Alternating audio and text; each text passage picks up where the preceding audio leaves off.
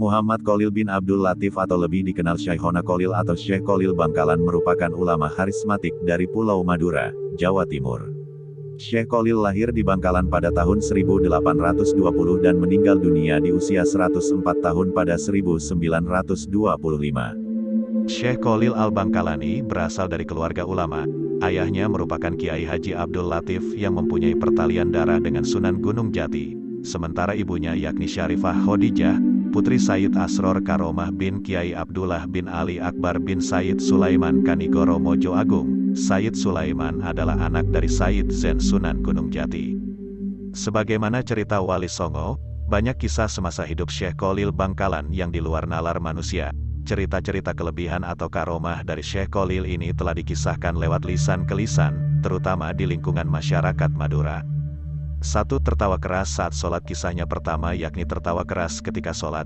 Dikisahkan pada suatu hari, Syekh Khalil muda sholat berjamaah yang dipimpin oleh Kiai di sebuah pesantren tempatnya mencari ilmu. Saat itu Syekh Khalil muda tertawa cukup keras sehingga teman-temannya takut kalau Kiai akan marah.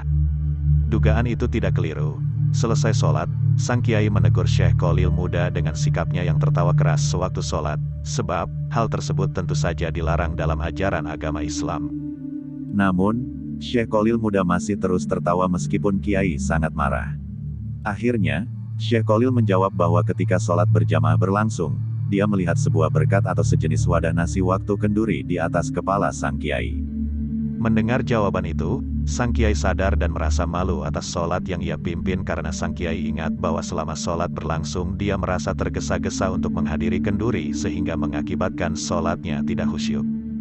2. Debat kepiting dan rajungan. Pada suatu hari, para ulama Makkah berkumpul di Masjidil Haram untuk berdiskusi membahas masalah dan hukum Islam yang sedang terjadi. Semua persoalan didiskusikan tanpa hambatan dan selalu mendapat solusi serta kesepakatan semua ulama. Namun pada masalah mengenai halal atau haramnya kepiting dan rajungan, terjadi banyak pendapat dan tidak menemukan solusi.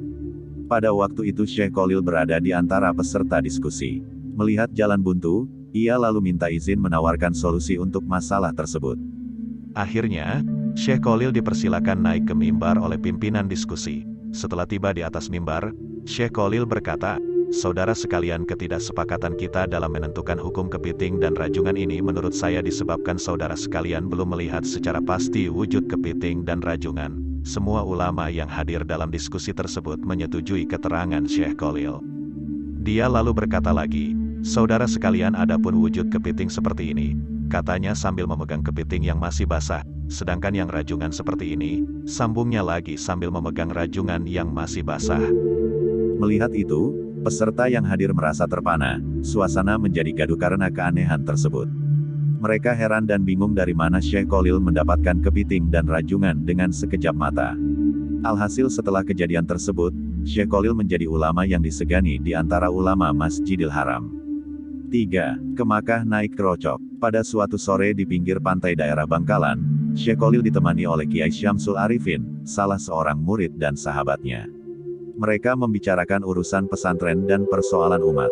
Tanpa terasa, waktu sudah berlangsung lama dan matahari hampir terbenam. Tiba-tiba Kiai Syamsul berkata, "Kita belum sholat asyar, Kiai." Syekh Khalil pun langsung beristighfar menyadari kehilafannya. Kiai Syamsul berkata lagi, "Waktu asyar hampir habis, kita tidak mungkin sholat secara sempurna."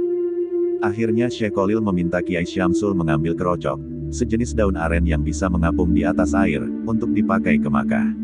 Setelah mendapatkan kerocok, Syekh Khalil menatap ke Makkah dan tiba-tiba kerocok yang ditumpanginya melesat dengan cepat ke arah Makkah. Sesampainya di Makkah, azan sholat asyar baru saja dikumandangkan dan mereka mendapatkan saf pertama sholat asyar berjamaah di Masjidil Haram. 4. Membelah diri. Kisah karomah lain dari Syekh Khalil adalah kemampuannya membelah diri. Artinya, Syekh Khalil dikenal dengan kemampuannya bisa berada di beberapa tempat dalam waktu bersamaan. Suatu waktu pernah ada peristiwa aneh saat dia mengajar di pesantren. Ketika sedang mengajar, Syekh Khalil melakukan sesuatu yang tidak terpantau mata dan tiba-tiba baju dan sarung beliau basah kuyup. Kejadian ini pun sontak membuat para santri heran. Keheranan dan teka-teki itu akhirnya baru terjawab setengah bulan kemudian ketika ada seorang nelayan mengunjungi Syekh Khalil. Nelayan itu mengucapkan terima kasih karena saat perahunya pecah di tengah laut, Syekh Khalil langsung datang dan menolongnya. Wallahu a'lam bishawab. Wassalamualaikum warahmatullahi wabarakatuh.